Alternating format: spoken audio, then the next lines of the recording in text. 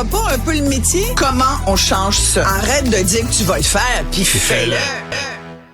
Bonjour Isabelle. Bonjour Mario. C'est pas banal ce message de Julien Lacroix, épuisé comme il le dit, épuisé, découragé. Incapable de pratiquer son métier d'humoriste désormais. Qui s'en retire.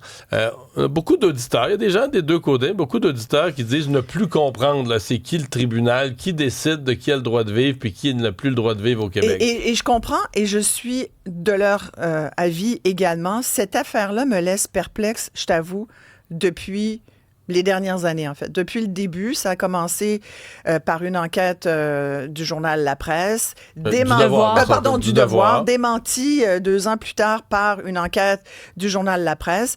Et là, il y a même des présumées victimes de Julien Lacroix qui avaient rétracté une partie de leur témoignage.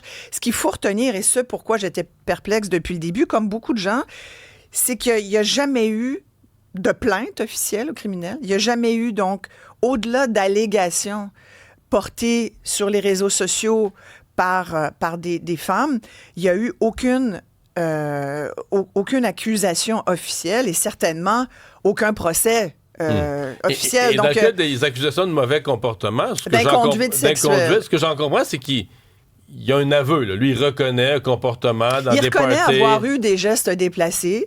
Il s'est excusé. Il dit qu'il a travaillé sur lui. Et tout ça, Et ça, moi, les témoignages que j'entends de gens qui le connaissent, c'est que c'est vrai. Parce que, tu sais, je me méfie toujours, les gens qui ont travaillé.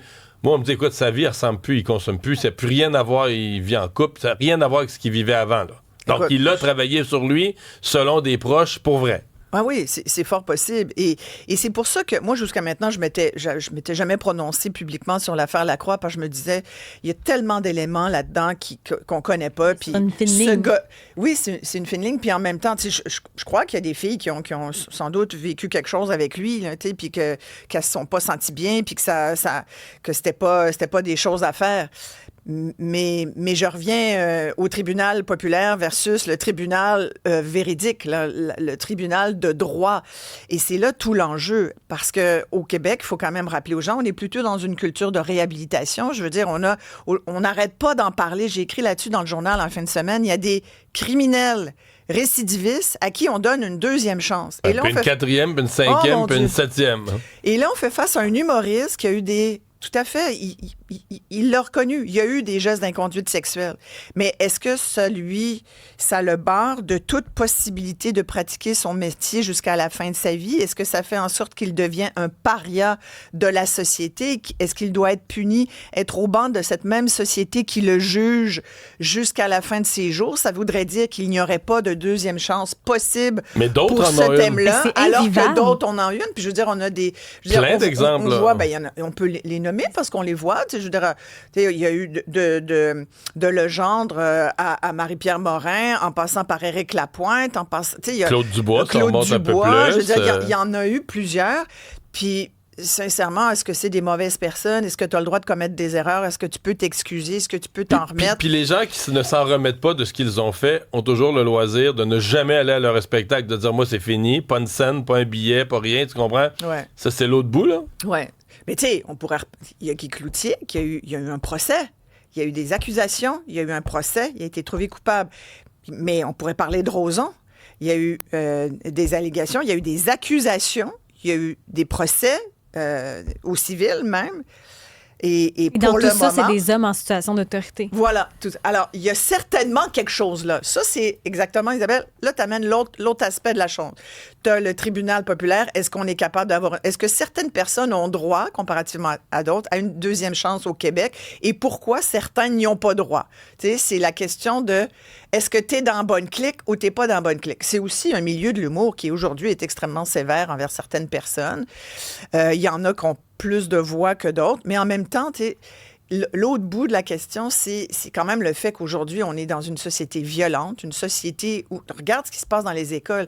L'espèce de Julien Lacroix baisse les bras aujourd'hui, il dit « Je suis plus capable de fonctionner », tout en rappelant qu'il n'a jamais violé personne.